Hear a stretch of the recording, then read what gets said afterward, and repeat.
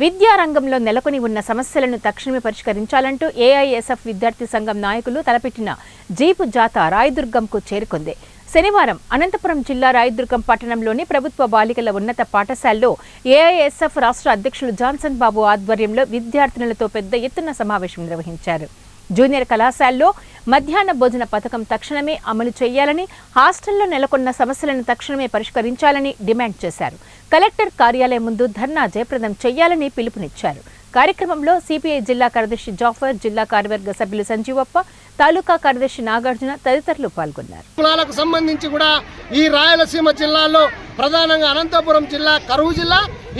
ఈ జిల్లాని దృష్టిలో ఉంచుకొని మరి గురుకుల పాఠశాలలు, కస్తూరిబాయి పాఠశాలలు కూడా సెక్షన్స్ పెంచి వాళ్లకు సరైనటువంటి టీచర్లు కూడా ఏర్పాటు చేయాలి.